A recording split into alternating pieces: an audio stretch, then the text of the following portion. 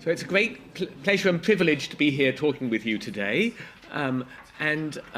My lecture is going to be designed primarily for the families here. I know we have a number of extremely knowledgeable professionals. My lecture, I'm afraid, is not quite so much designed for you. I have quite a loud voice, so is it okay if I don't hold the microphone? Otherwise, it just would get a bit too much, I feel. Behind the table. I can stay here if you want, yes. Yes, I won't wander around. Yes. I'm going to be talking about the guideline that we have developed for classical homocystinuria, for cystathionine beta-synthase deficiency. But if you'll excuse me, I'm going to preface this just with a few background comments about this disorder, because I know that our audience is a mixed audience, and some of you are relatives of people with classical homocystinuria, and some of you may be relatives of people with remethylation defects, where a little bit of background information might be of interest to you to introduce this subject. As you've just heard from Henk, homocysteine is a toxic chemical that is formed during the breakdown of the amino acid methionine. It can be converted back to methionine, and it's defects of that pathway that give you homocystinuria due to the remethylation defects. The pathway we're concerned with is the breakdown of homocysteine further to another amino acid called cysteine. And the first step in that pathway is catalyzed, promoted by the enzyme Cystathionine Beta-Synthase, or CBS, as I will refer to it from now on. And that works with a coenzyme, a small molecule that helps the enzyme to catalyze the reaction, called pyridoxal phosphate, that is derived from pyridoxine, which I will at times abbreviate to vitamin B6. And so that's just some of the background chemical information, and there's our block. That's the disorder we're talking about here in the breakdown of homocysteine. Now, patients with CBS deficiency have adverse effects on four main parts of the body: on the brain, the eye, the skeleton, and on the blood clotting system.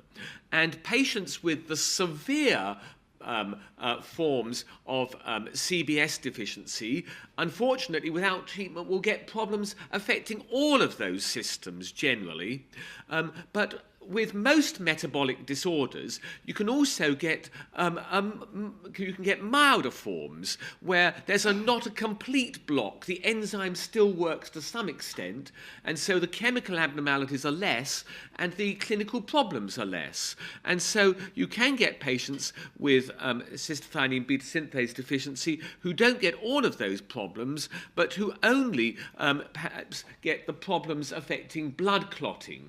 And those often are patients who respond to large doses, not physiological doses, of this vitamin B6.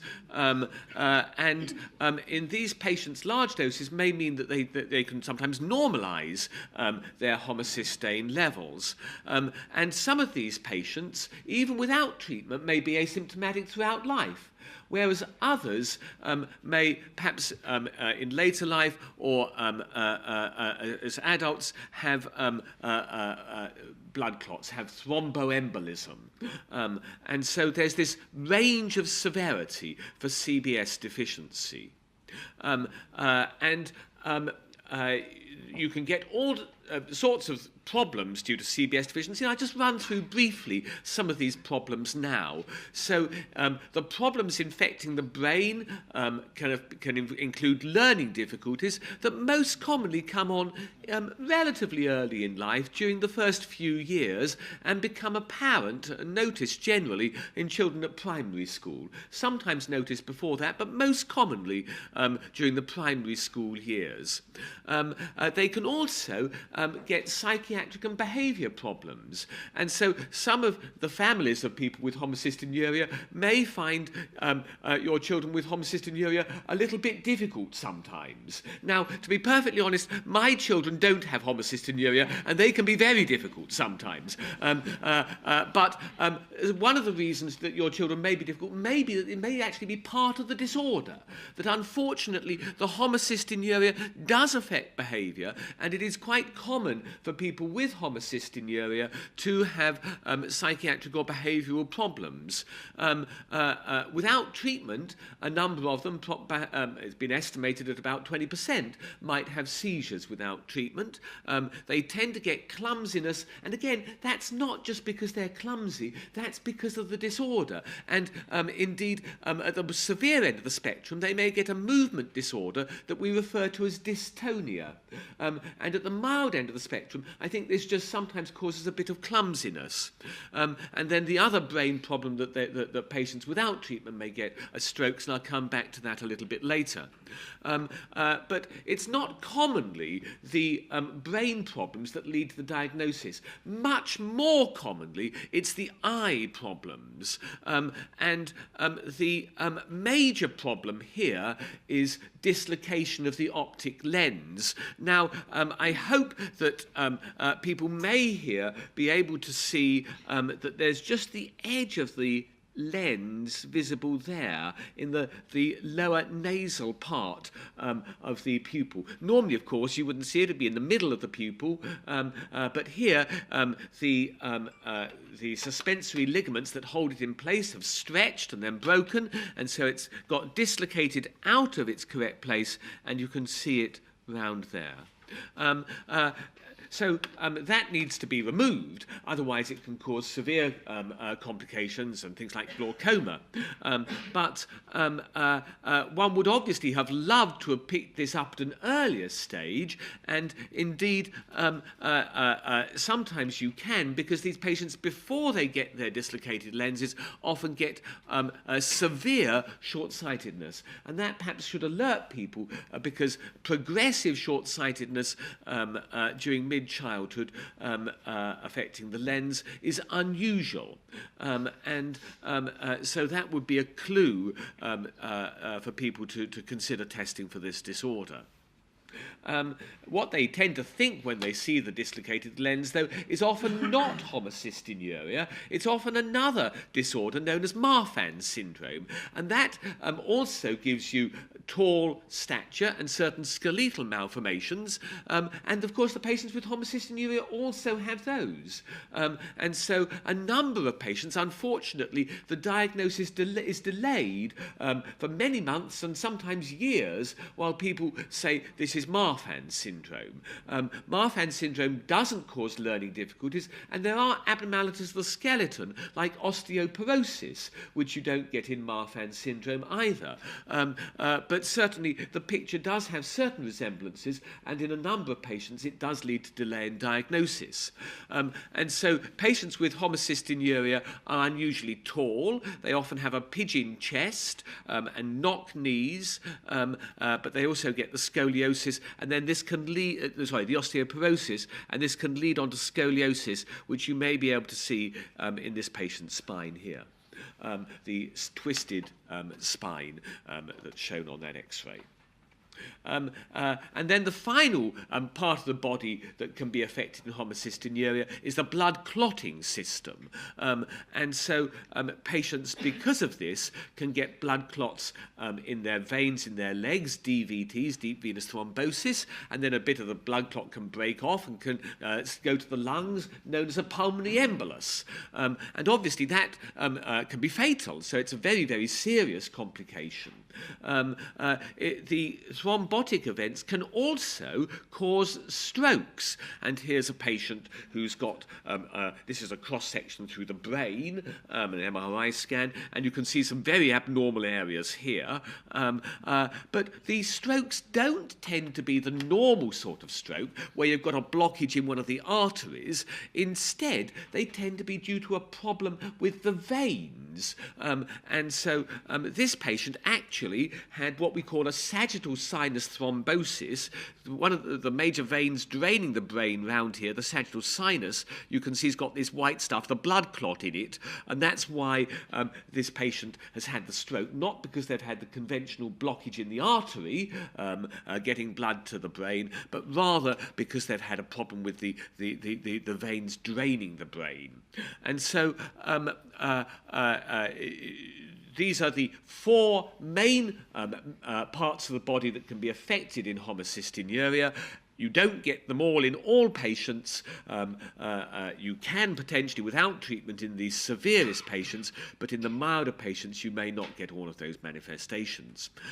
Because of all these different problems you can get, patients with homocystinuria can present to a huge number of different medical specialists. Perhaps the commonest presentation, at least at the moment, might be to paediatricians, including those working with learning difficulties, but they can also present to pediatric and adult neurologists. A lot of them end up being diagnosed by ophthalmologists or sometimes geneticists if they're referred on to them because of suspected Marfan syndrome. But the patients may present to orthopedic surgeons, and probably quite a lot of them actually present to hematologists in adult life because of these blood clots.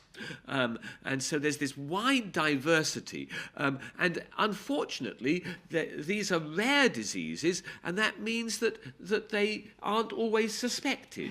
So how rare are they? Well, we don't know what the incidence is, but probably at the moment, as a guess, it may be that about 1 in 300,000 patients worldwide are diagnosed with homocystinuria. Only about 3 per million maybe worldwide. And it's said that about 50% of those patients might respond to pyridoxine.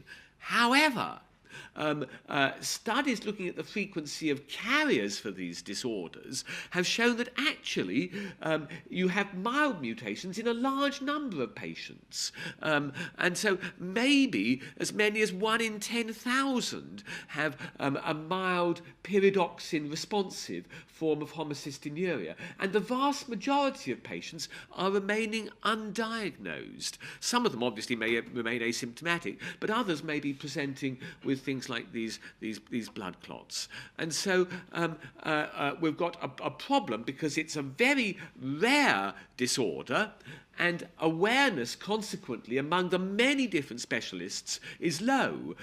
How many orthopedic surgeons, when they see someone with scoliosis, think, could this be homocystinuria? They've got other things to think about, perfecting their surgical skills. It's difficult for them then to remember these real obscurities, and consequently you get the delay in diagnosis. Moreover, there are still many uncertainties about how we should best be approaching diagnosis and management for these disorders. And these, the low awareness and the uncertainties about treatment are why we need evidence-based guidelines to help doctors who have limited experience of these rare disorders, and also to highlight the uncertainties about management and stimulate research so that we can get better at managing these disorders. And so that's the background to why we have been working on guidelines for the management of CBS deficiency.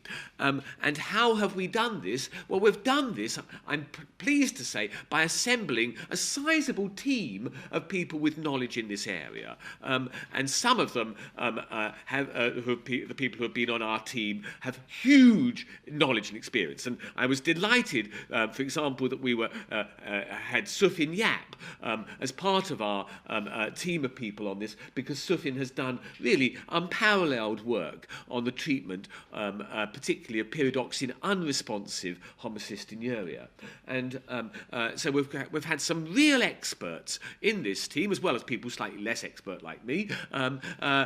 We've also had some really good workers. And I would particularly like to single out Kimberly Chapman over there, who started the project off by identifying hundreds of references from the literature that we have been able to use in order to make sure that our guidelines are based on evidence. So what we did was we started out with a meeting when we agreed what were the key questions that we needed to answer, and then we allocated these questions, and at least 2 members of the team were allocated each question so that they wouldn't get biased by just being assessed by one person. And then people went away and they looked at the literature that Kimberly had prepared for them, and they prepared answers and supporting evidence to justify the answer to the questions that they had been allocated. And then we met again and we debated these answers and discussed the literature, and went away and refined what we had said. And then we have put this all together in a guideline, which we've now circulated to the team and also to some outside reviewers. So it's got a measure of independence, people with experience of this disorder. Both of them retired, which means they've got a little bit more time. We have revised the guideline in the light of the comments we've received back, and we're nearly finalised now. I have to say, we've got 1 or 2 tiny little tweaks still to go, but we're very nearly there, I'm pleased to say. So let's go on and just think about some of the recommendations that we've made. And if we come onto diagnosis to start with, we feel that this needs to be based upon measurement of total homocysteine. Now, homocysteine is a chemical that reacts with things. It reacts with itself, and it makes a dimer of 2 homocysteine molecules. It also gets bound to protein, and this means that the free homocysteine is a poor measure of the total homocysteine. And that means that particularly for the mild forms of the disorder, if you rely on the free homocysteine, you're going to miss patients. And so we've made a very firm recommendation that diagnosis should be made based on measuring the total plasma homocysteine. If you use the free plasma homocysteine, or particularly if you use urinary homocysteine, you're going to miss cases. The next thing that we have pointed out is that for patients, particularly with a mild form of homocystinuria, again, you may miss it if they are taking multiple vitamins that might include pyridoxine, because under those circumstances, their total homocysteine may actually be within the normal range. And so we recommend that people should make sure that patients are off multivitamins at the time of being tested, and if necessary, take them off the multivitamins and wait a while and then test them to make sure that you've not missed this disorder. Another thing that I think everyone here will be aware of is that when we're measuring homocysteine, we need to separate the samples promptly in order to get accurate results. I think most of you will have either yourself or have relatives for whom homocysteine is being monitored, and you'll be aware that we have to be careful in terms of the preparation of samples. That probably, though, makes a relatively small difference and is probably not going to lead to many patients being missed. Some of these other considerations are more important in terms of diagnosis. There are a number of other causes of high homocysteines apart from classical homocystinuria.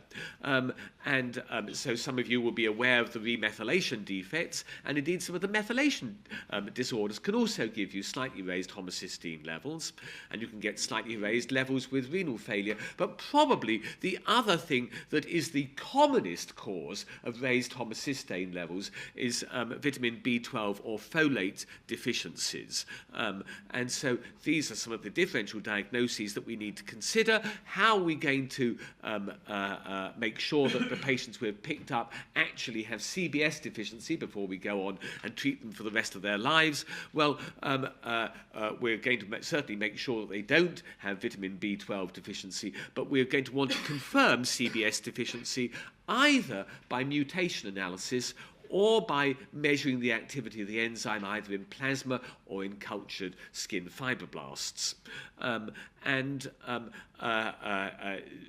Sometimes one technique can give you a false negative result. Sometimes the other technique can give you a false negative result. So both techniques need to be considered as a means of making the diagnosis. I have to say that in patients with classical features, where with all of the full house of features of classical homocystinuria, you really may not even feel that either of those techniques are necessary. You know you've got the diagnosis. And in the past, we would just measure the homocysteine, we'd get on and treat them, and we wouldn't bother too much with these confirmatory tests. But they're much more important for patients at the mild end of the spectrum, where there is a little bit more uncertainty.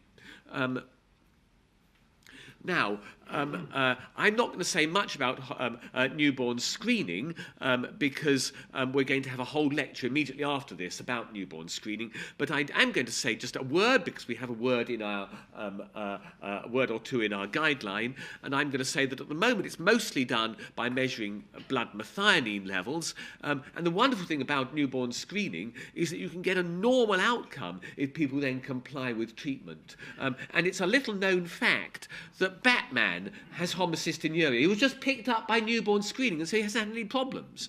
The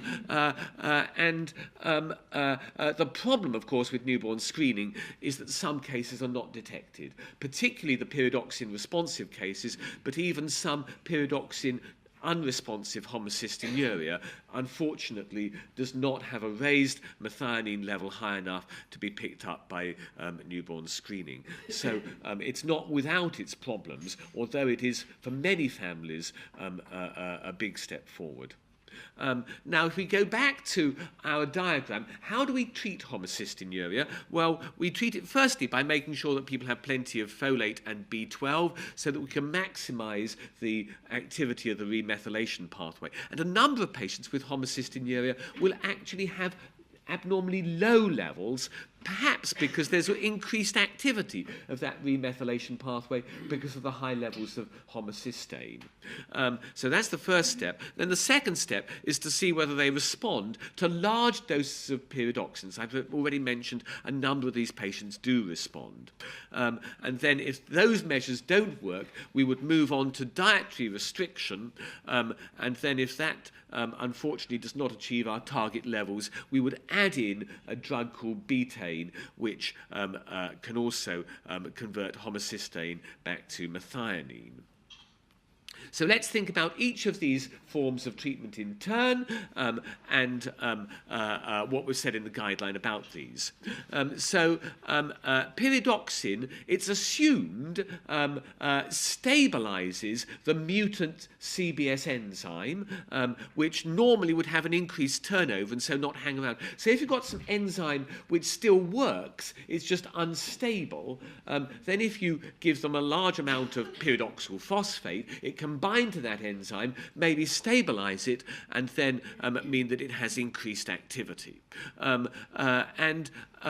Some patients are exquisitely sensitive to pyridoxine, and a few milligrams will allow them to get their homocysteine right down below 50 micromoles per litre, which we would regard as being perfect control. Others, unfortunately, even if you give them massive amounts of pyridoxine, only have a partial response. And of course, then there are other patients who don't respond at all. Now, because some patients you can get increased response with increased doses, some have been given large doses for long periods of time, and unfortunately it was found that a number of those patients on very large doses developed a peripheral neuropathy, mostly on doses above 900 milligrams per day.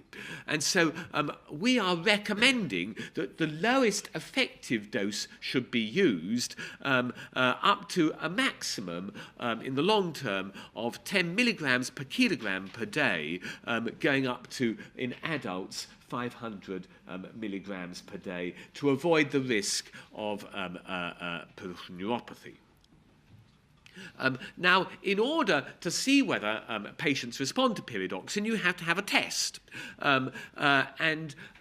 We have proposed that the test should, of course, be done when patients are stable. If they're ill to start with, you may have an artificially raised homocysteine, and then you may get an apparent fall when they aren't really responding to pyridoxine. So it should be done when they're stable on a normal protein intake. If you've got a deficiency of folate or B12, then the patients, that may mask a response to pyridoxine. And so, again, it's important that before you do your test, you should correct any vitamin B12 deficiency, and we actually put all our patients on folate at the time of the test. And then we feel that our recommendation should be that patients should have 10 milligrams per kilogram per day, up to a maximum of 500 milligrams per day for the test. Now, we haven't quite finalised this bit of the guideline, but I think our recommendation is going to be that the test should last for 6 weeks, and that you should have 2 measurements before the test, so in case there's some random fluctuation, and 2 subsequent measurements to compare with those initial 2 in order to make sure you're not missing a response. And this is certainly longer than often the test has been in the past. But we know that some patients take a while to respond to pyridoxine. And so that's why we think that our guideline is going to recommend doing the test for 6 weeks. And then the response should be a fall of at least 20%. If it's less than that, it's probably just random fluctuations, to be honest. Now, what do we do about patients picked up by newborn screening? Because we know that virtually none of those respond. In fact, Bridget Wilkin tells me that she looked into this a few years ago, and that even the ones who are said to have responded, actually, when they looked into it more, hadn't had a genuine response to pyridoxine. So it may be that no patients ever picked up by newborn screening have responded to pyridoxine. But we're not quite sure of that, and we feel we probably ought to do a pyridoxine test. On the other hand, do you really need to keep going for 6 weeks, delaying effective treatment for these raised homocysteine levels? And of course, once you've worried people by telling them they've got this condition, people want to get on and be treated effectively. And so at the moment, people are tending to get 1 or 2 weeks of pyridoxine, and then sometimes they're left on pyridoxine at a small dose for the rest of their life because people aren't quite confident they've excluded responsiveness. So probably what our guideline's going to say is that we might give 100 milligrams per kilogram per day, that's more than 10 per kilo for a baby, for 2 weeks, in order to make sure that if there were to be a response, you'd pick it up. It's a bit of a compromise, but sometimes life is a compromise. And that may be what we end up saying, but we've not quite finalised that bit of the guideline.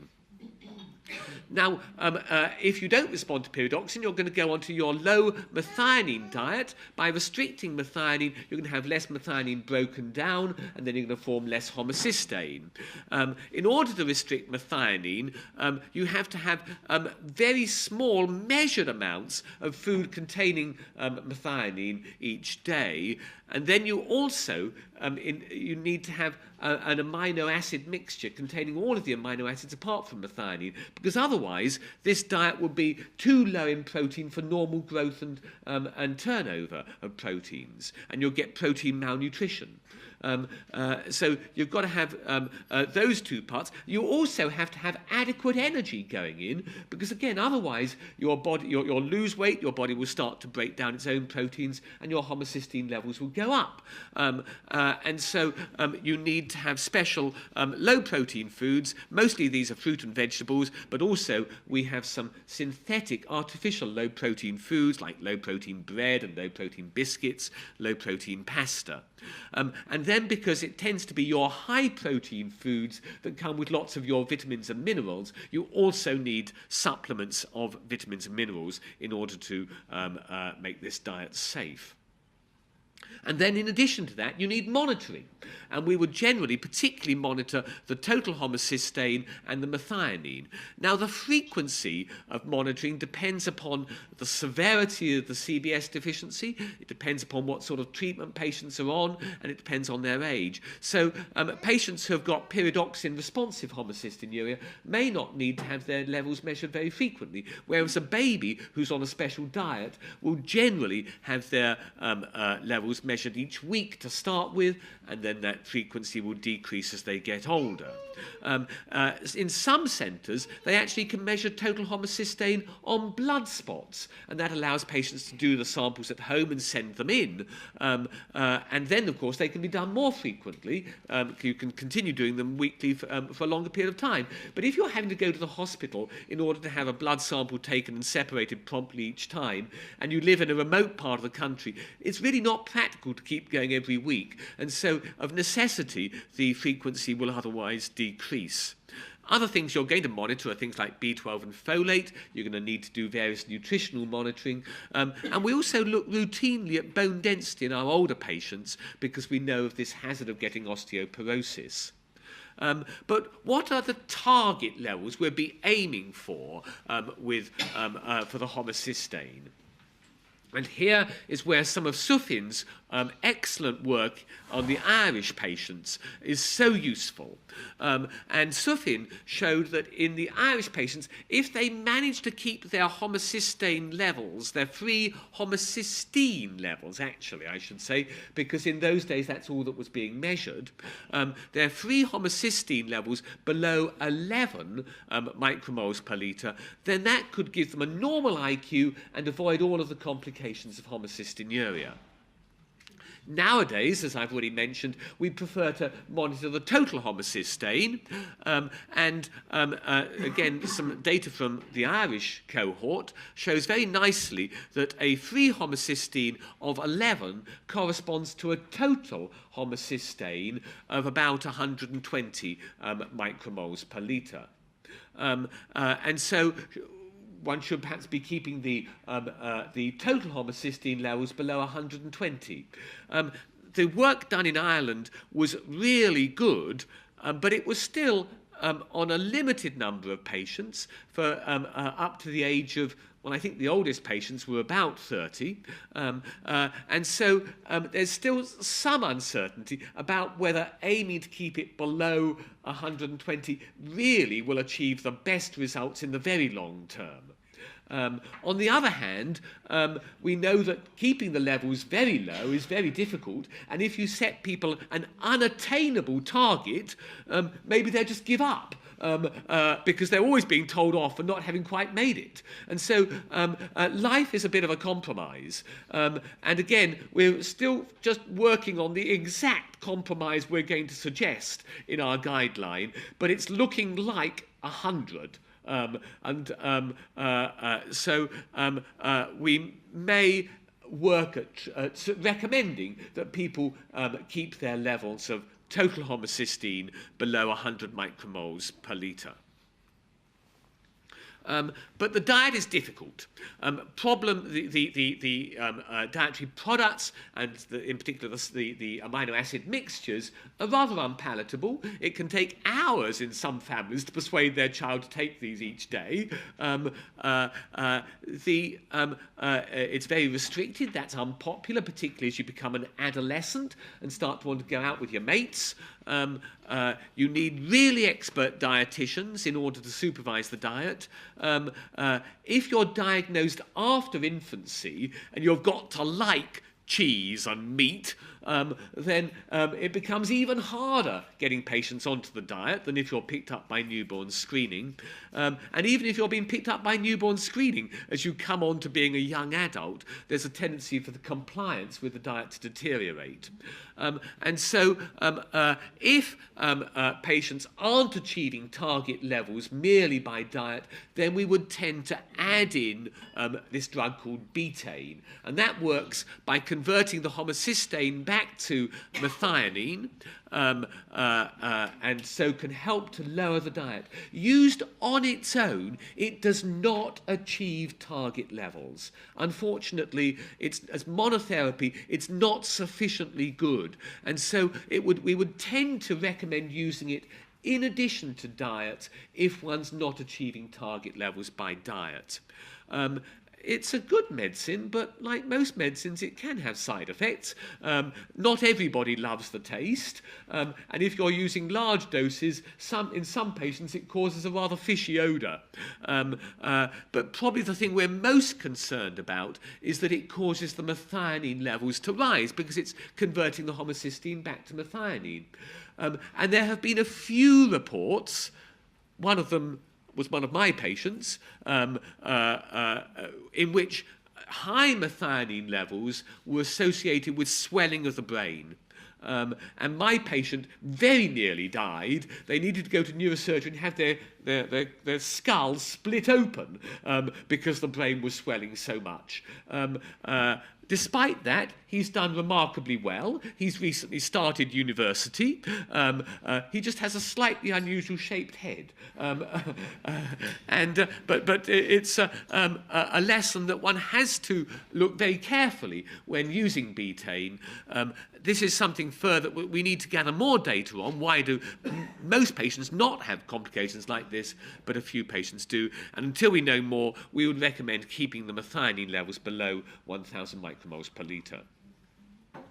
And then the final thing that our guideline has addressed has been certain special circumstances, and we know that things like travel and surgery and immobilization after surgery can be associated with blood clots, even in individuals who have not got homocystinuria. So in our patients with homocystinuria, there are certainly periods of high risk, infections and pregnancy as well, and during these periods we feel it's important that patients should maintain good hydration, and they should take reasonable precautions to try and minimize the risk of thromboses. So they might use compression stockings, would encourage early mobilization, and anticoagulants such as low molecular weight heparin might be used under some circumstances. And then when choosing a contraceptive, we would recommend avoiding contraceptives like the combined pill, which include estrogens, which increase your risk of DVTs. And so that is a very brief run through what we have suggested as our guidelines for the management of CBS deficiency. In summary, it can present in childhood with learning difficulties, lens dislocation, and skeletal abnormalities. But a number of these patients will only present as adolescents or young adults with thrombotic complications. The treatment may be pyridoxine, but unfortunately in pyridoxine non-responders, it may require a low methionine diet, and if we're not achieving target levels with that, we may need to add in betaine. And newborn screening improves the outcome, but unfortunately the sensitivity is not 100%. And Martina is going to say more about that now.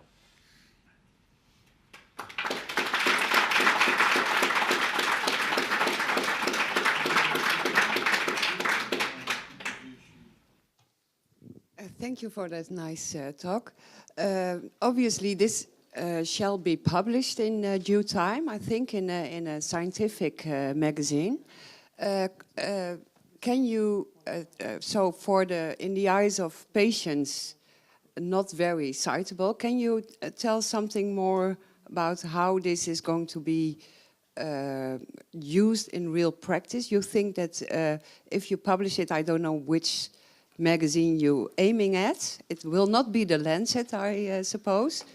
But is there any sight on how it will be picked up in real practice and implemented in not only by by physicians, but also by maybe their patients who know about it? Very good question. We have been speaking about which journal we will submit this to, and it is likely that we will submit this to our main metabolic journal, the Journal of Inherited Metabolic Diseases, which will mean that it is seen by the metabolic community, but it won't be read by orthopedic surgeons. And that is, of course, the huge problem of increasing awareness. This is not going to be published in the Times, or let alone the Sun, which for non-English people is a newspaper with perhaps a slightly different circulation to the Times. So we're not going to be getting to our patients, and neither are we going to be getting to some of the physicians who might see these patients.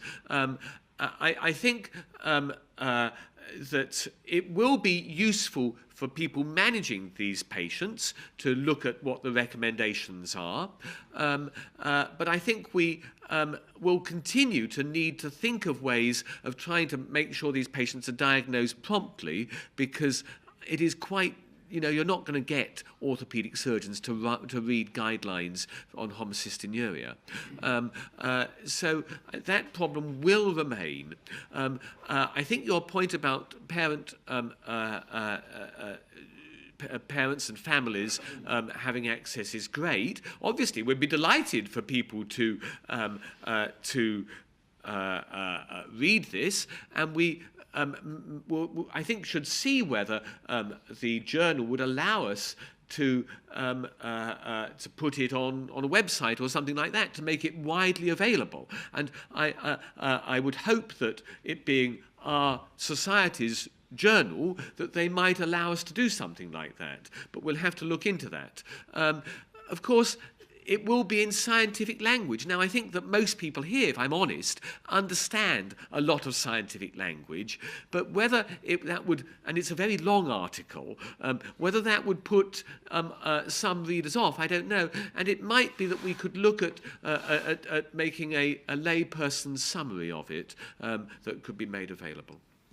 Thank you very much for your very comprehensive presentation, Andrew.